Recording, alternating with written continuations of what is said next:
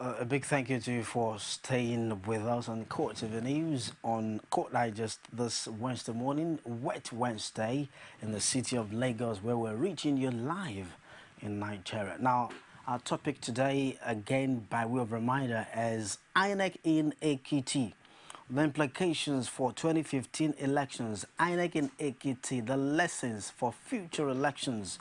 Now, I told you earlier the comment of the U.S. mission to Nigeria in that election, congratulating INEC, security agencies, and of course, other electoral stakeholders on the successful conduct of that election, which was judged not just credible but efficient and by all standards reflecting the voice of the people of Ekiti.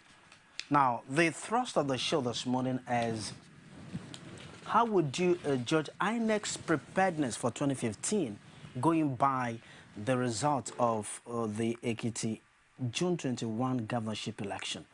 Now, let's hear from more election observers. Now, I'm going to give you something very quickly from Dr. Abiola Akiyode-Afolabi, who said on Sunday that the success of the Ekiti State governorship election should be attributed to proper civic education by the Independent National Electoral Commission. Proper civic education. Now, if you're wondering what that should be, then I should also remind you of what Ghana said. Ghana from Kaduna saying, well, INEC should sit up in the conduct of elections, and also the first caller Olajide actually made a reference to what Dr.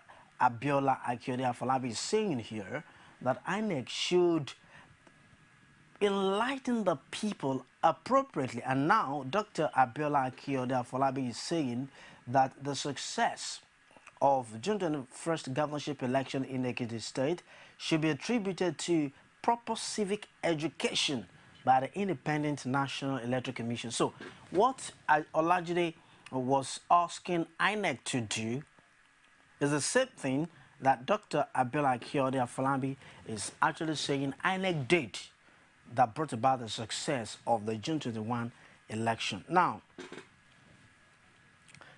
more reactions are coming after the June 21 Ekiti election. And let me also read to you one of such important reactions. And this reaction is so important because of the person concerned. Now, Kayode Fayemi, the incumbent governor of Ekiti State, in his concession speech, said, well, I believe people should emulate the great man for the works he has done, and of course, is willing to do. Now, a lot of people are now referring to Kayode Fayemi's concession speech, saying it's actually a good development in this context. And someone says, I believe people should emulate the great man for succumbing to the supposed will of the people. The supposed will of the people has been succumbed to by the incumbent governor, Kayode Fayemi. Now, that shows you the attitude with which the people received the result of that election and the confidence they had in the run-up to that election and the processes that led to the conduct of that election. Now, the confidence they had in the processes of that election is now what is generating their reaction now. Because if they didn't have much confidence in the processes of that election, then they would not be willing to accept the result the way they are doing now. They would rather be crying foul, saying, okay, it was rigged, we don't want foul. can you imagine that it's possible for an election to hold on Saturday, June 21st, and then a protest on Sunday, June 22nd? If the people didn't have much confidence in the processes of the election or the judgment of the election umpire, Inec. But if people are now saying fire means concession to the result of the election or concession of defeat at the election is a good development. If the people are coming out to say that in Ekiti, that means they themselves have a lot of confidence in the processes of that election. And that's something to write home about. That's something quite interesting. Now, again, the Transition Monitoring Group has commended the Independent National Electoral Commission as well and the Nigerian Police Force for a successful conduct of the Ekiti governorship election. Now, the chairman of the group, Mr. Ibrahim Zikirullah, said, well, the election was acknowledged by him as credible, free and fair, and of course, without violence. Now, that's something to show you the attitude with which people viewed and judged that election. And of course, if people who should be crying foul, who should be saying, why should an election be a landslide? Why should they tilt to one side too much? Because it was actually a landslide. And each time that there is a landslide, you should be very careful because the people might react. They might say, well, we all voted.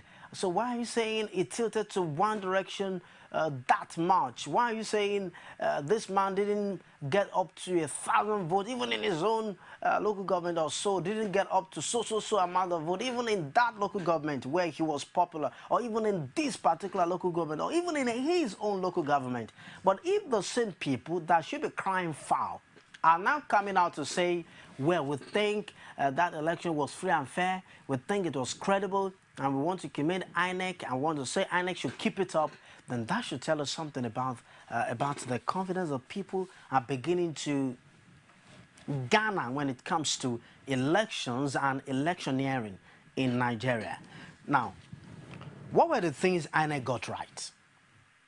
These are questions to be addressed by you, not by me. That's why we are opening the line this morning. The show is about you this morning. And so the telephone line is right on your screen to punch and, of course, get to us. Samuel is calling from Ekiti here in Lagos. Hi, Samuel. Hello.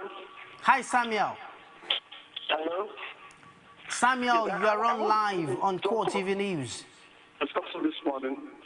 Good morning. And I would like also to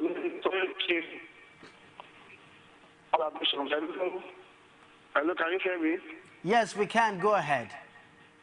Okay, now what I want to say concerning this particular topic, actually, INEC, is the fact that if they take that much security to Ekiti, and they think that that is a successful election, how can they sustain this in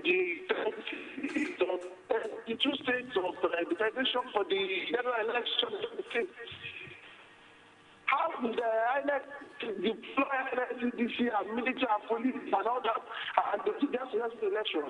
Succession is not about taking soldiers and leading people to doing their success.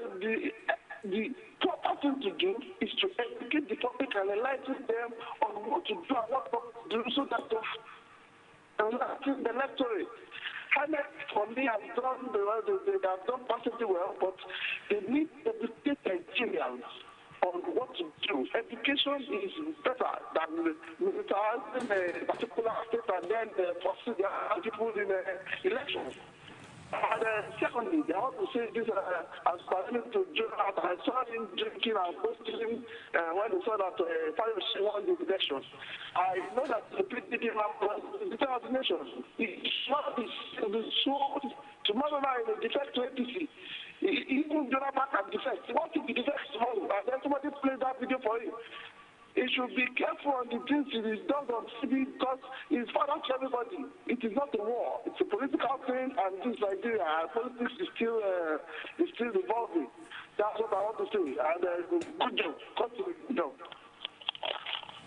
Thank you very much, Samuel from K2. Samuel rounded off by saying, good job, Court TV News, good job. A big thank you to you. We are here to serve you. Well, three things, three cardinal points Samuel raised on the show when he rang us. Samuel said, militarizing elections in Nigeria is nothing to write home about. It's not commendable. Well, uh, maybe that is the case because of the nature of Nigerians. Nigerians, by nature, have been adjudged as being too independent. By that I mean, I do not want to use a derogatory word, so I wouldn't say stubborn. Too independent. They just want to do their own things, how they want to do them, when they want to do them, and they do not want to be instructed. And so, because Nigerians are not so instruction friendly, or what shall we say, so we now felt, okay, well, maybe the military, who would use force, will get the job done better than just the police. That's about that. Now, educating the electorate and enlightening them is quite a cogent point. There was commend you for that again, and a lot of people have been saying that Inec was successful with Ekiti election because of the enlightenment and voter education that went on in the run-up to that election, and Inec should actually keep that up. Inec should do more of voter education and enlightenment, because education, according to you, and enlightenment is better than militarizing elections in Nigeria, or anything for that matter. And then popping champagne by the presidency. Now, I want us to draw a clear line between the president. Now, David is calling from Isolo here in Lagos. Hi, David. Good morning. Hi, David. Good morning. Yeah, good morning. You're on live on Court TV News. How are you doing, my brother? I'm flourishing, thank you. And you? I want to on the Tuesday now. One problem we have in Nigeria is that people don't give up our church defeat. The election was done free and fair without any prejudice. And the fact that the opposition that has been somewhat security, now the lack security, what they did is that they are saying the security is too much again. Because they were overwhelmed by the steps in place on the ground. They are actually so intimidate people and want them to go and vote for their party. Now they can't do that, or they are unable to do that. That is why they are crying out now. The candidates are being or behave like a good spot by a safety man. They are accepted DP. But there are some of them, party members that are my friends, who are about crying crowd. What happens in the next door, in the coming week? I don't know. All this propaganda are known. It's not known to people. They have refused to come to town with it. The other time you were discussing something on your TV,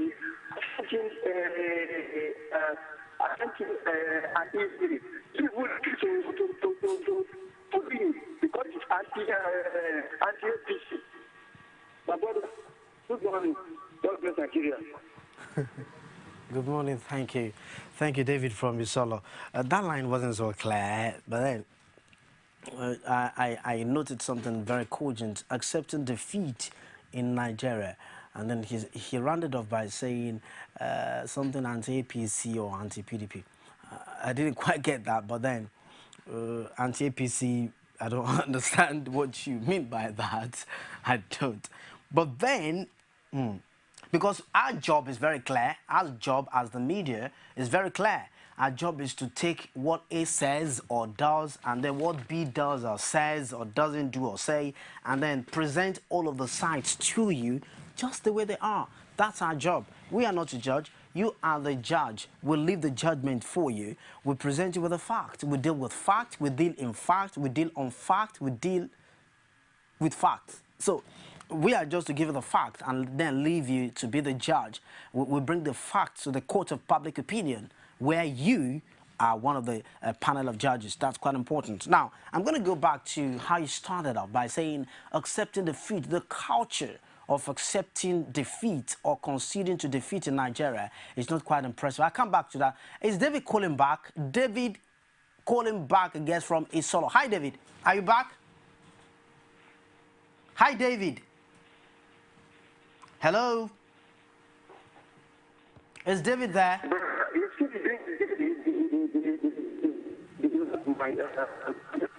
Okay, you want to finish your unfinished business? Hello? Hello, I'm here for you. Go ahead. I said that there was a day you and Mark were on set. You were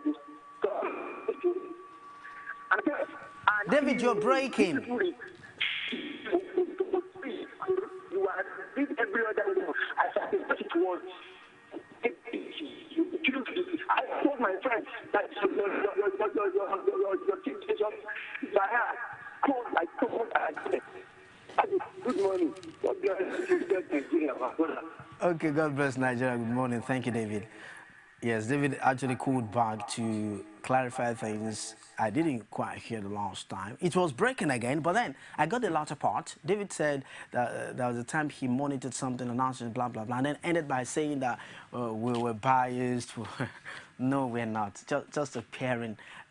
Maybe because of how you viewed what you view or how you judge it or something. But then there will be another event that will vindicate us, that I know. Because once it tilts to a particular side in an event and will try to bring you all of the sides, you might think, well, we're being biased. But then what goes around comes around.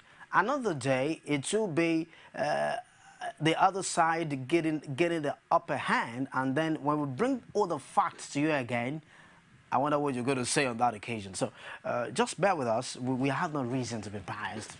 Why would we? At the end of the day, our job is simple. As I said earlier, we'll give you all of the sides and then leave the judgment to you as we bring the facts to the court of public opinion.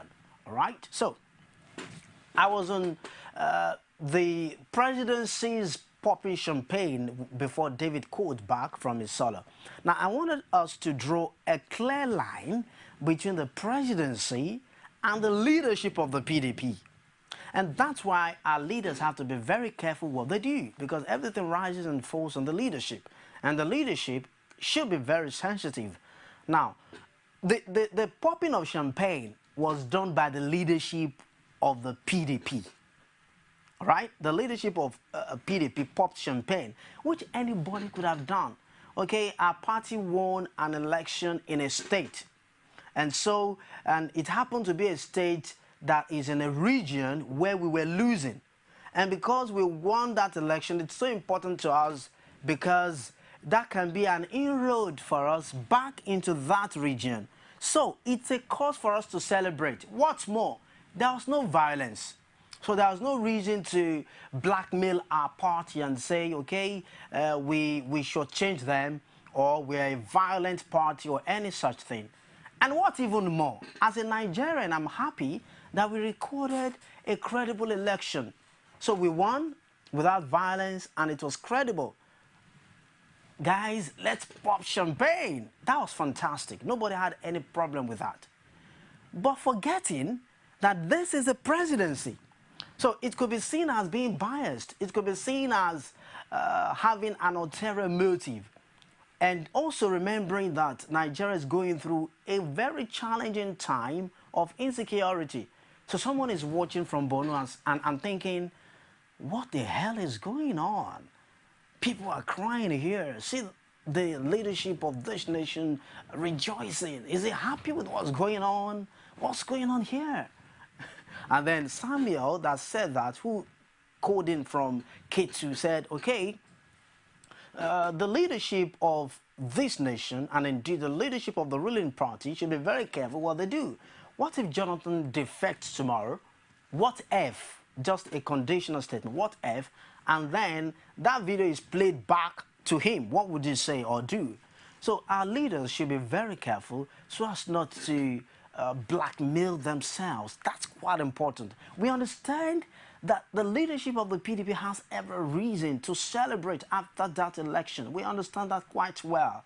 But not when the leadership of the PDP is also the presidency. So people are beginning to confuse, not really confuse, but to compare and, of course, draw conclusions from these two variables, the leadership of the PDP and the presidency, which happens to be the same. So care has to be taken in what our leadership does in Nigeria. Now, having said that, now I want to also bring something to your notice, which is quite important. I was talking earlier about the variables of that election. What were the things that Inec got right? Some of the callers have been saying voter education, voter enlightenment. They've been saying, well, transparency, preparedness. They were well prepared for it and all that. Maybe because it was just one state at a time.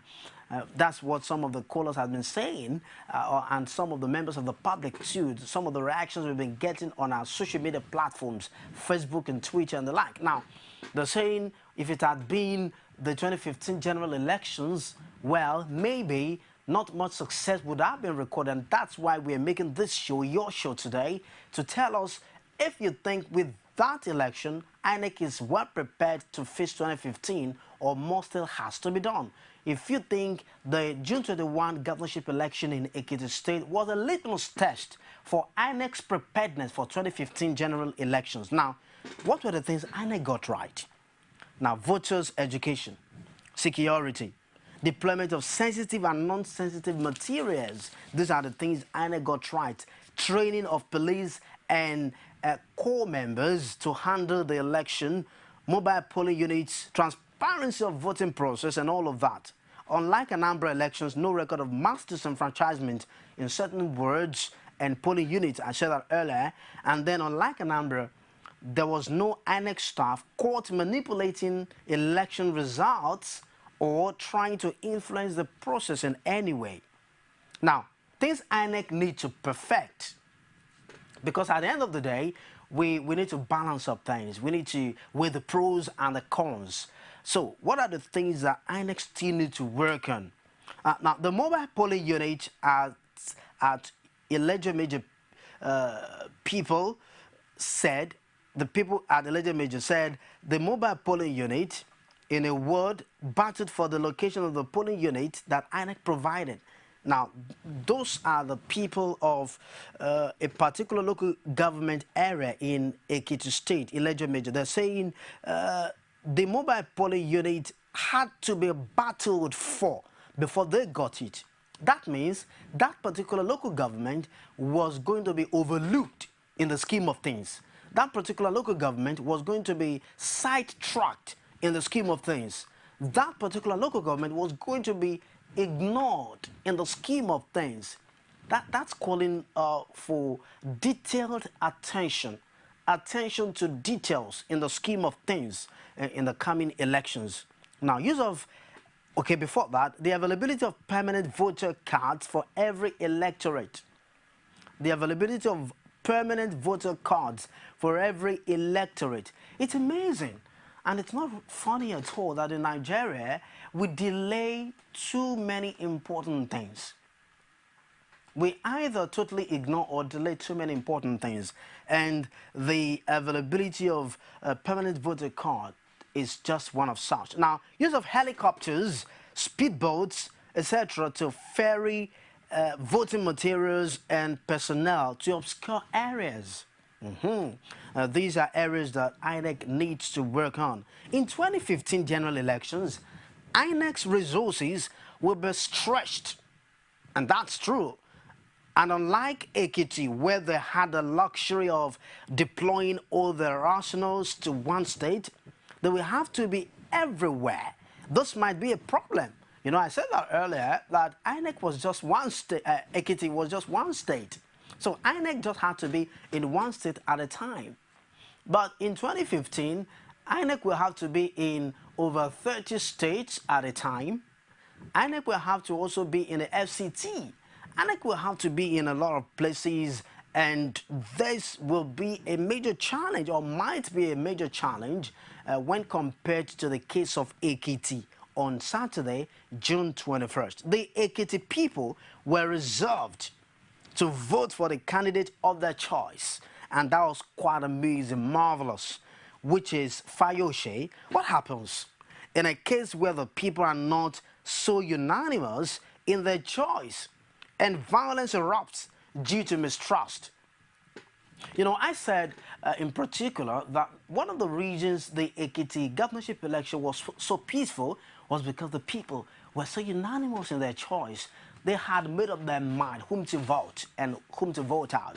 It was probably an unwritten law for all of them. Okay, this is the direction we're going, this is whom we want. And so there's no reason for violence because their decision was unanimous. There was an agreement, an unwritten agreement on whom to vote. And so there was peace. There wasn't violence. What about 2015 when there is a division in choice of interests, when there is a clash of interests? I want A, you want B, I want Paul, you want Apollos, you want Silas and all that. What happens when there is division? What happens? How would Inec handle such? Then is the time to actually test the capability of Inec in managing crisis. We're talking about crisis management here, crisis prevention and management. The people were reserved to vote for the candidate of their choice, which is Fayose. What happens in a case where the people are not so unanimous in their choice, and then pop, violence erupts due to mistrust? Inec also needs to do more on voter awareness and education to help the people grasp and understand the process, because a process you do not understand, you cannot really manage. A process you don't understand, you cannot enjoy.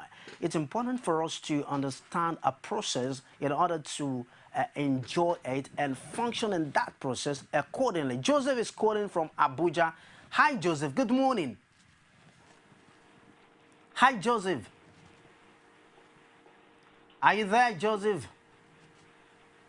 I'm fine. Is that Joseph? I'm fine. Yeah, good morning. Hello? Can you hear me? Go on, Joseph. Joseph. Yeah, I want to thank for the future of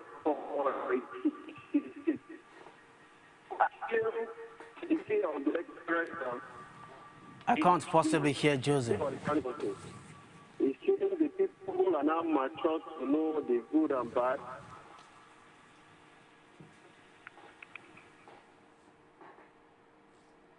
Go on, Joseph. Are you there? Hello? Okay, Joseph may have to call us back. That line wasn't so clear. He tried so much. But then I caught something anyway. He was talking about the maturity of the people of Ekiti State, saying they were quite matured to conduct themselves in a manner that was becoming. And also they were able to know the difference between good and bad. So they knew whom they wanted, and of course, they also, that's knowing good and bad, according to him.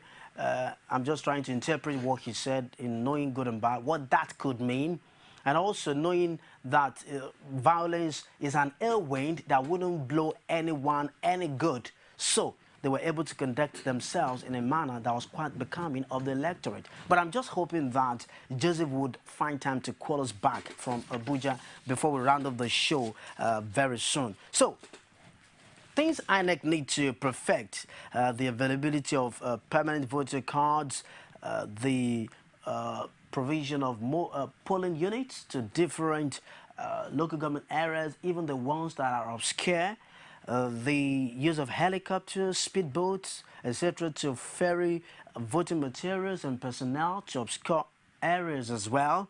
In 2015 general elections, there would be clash of interest. There would be clash of interest, and that could erupt violence. Now, Joseph is calling back from Abuja. Hi, Joseph.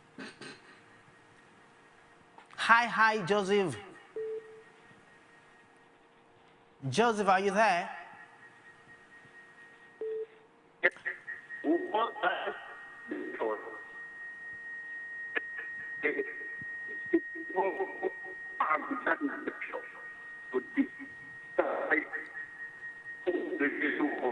I don't know if the viewer can hear Joseph. I couldn't hear a word this time around. I couldn't hear a word. I don't know if the viewer could hear Joseph. The line wasn't so clear. So moving on, the Ekiti people were resolved to vote the candidate of their choice, which was Ayodele Fayose. In 2015, it might not be that linear. It might not be that linear. There would be a clash of interest, and that might erupt violence. How would INEC handle that? Crisis management. And INEC needs to also do more on voter awareness and education to help the people grasp and understand the process. That's one sure way to overcome voter apathy. That's one sure way to overcome voter apathy. Sensitization, voter education, voter awareness. One thing you cannot overdo is education. You cannot do education too much. You cannot educate too much. You cannot educate too much. And we're also calling on the National Orientation Agency to join hands with INEC to work hands in glove with INEC in ensuring that we totally eradicate voter apathy, or at least reduce it to the barest minimum in Nigeria, especially in the coming governorship election in Osun State come August 9, and of course in the 2015 general elections most especially. And of course, I must say a big thank you to you for being part of the show this morning. I'm already getting signals from the production crew to wrap it up. So that's quite important because on top of the hour will come news on the hour for you, and then we can take it from there. Olajide from Katsina was my first caller this morning. I say a big thank you to you for calling, commending the people of Ekiti, and also charging INEC to do more on voter enlightenment and education. Thank you, Olajide from Katsina. Thank you, Samuel from Lagos, Ghana from Kaduna, Samuel again from K2, David from Isolo. And in particular, my last but not the least caller, Joseph from Abuja, who phoned in twice. The first time, it wasn't so clear. Picked one or two things. The second time, it wasn't anything to go by. But again, I commend your effort. I say a big thank you to you for watching and taking your time to ring us on the show. And of course, we must... Okay, let me take this. Alhaji Yusuf calling from Ondo. Alhaji Yusuf calling from Ondo. You're going to be my last caller on the show. Good morning, Alhaji Yusuf. Yeah, good morning. Alhaji Yusuf, good morning. Are you hearing me? Yes, I can now. Alhaji, good morning. Good morning. Yes? You're calling me from Ondo. Ondo. Okay, go ahead. You're my last caller. My contribution is just this. Also, the security outfit, of course, they did very well, wonderfully very well. Of course, if they are not, prevented the people from going into that state, we have been discussing about boss machine, irregularities here and there. You know the kind of stuff I'm talking about. But because some big politicians were prevented from going into that state, it makes it seem more transparent, peaceful, and fair. So my own contribution, my view, I'll give those to security outfit, and for people to have that confidence to go out and vote without any molestation. Thank you. That's my own contribution. Thank you very much, Alhaji Yusuf. Alhaji Yusuf rounded off the show for us in a very beautiful manner, commending the security outfit for doing a yeoman's job during the June 21st governorship election in Ekiti State, and also saying that did a lot in giving the electorate some confidence, strong one at that, to go out and vote, exercising their franchise right. Remember, how we started. The most important thing in life is to know what is important. And three things are very important: the knowledge of what to do, our decision to do it, and the tenacity with which we follow it up. Ekiti people came out June 21st to exercise that right, the right of decision. And of course, what about the tenacity with which Inec and the Nigerian people in general will follow that up come August 9 in Osun, and of course, come 2015 for the general elections? I say a big thank you to you for watching. On behalf of the entire production crew of Court TV News, we'll be back again tomorrow morning on a fresh edition of Court Digest right here. I'm Tolu or Jewumi. You be the best. And of course, join me on the other side on top of the hour for News on the Hour. Have a great day.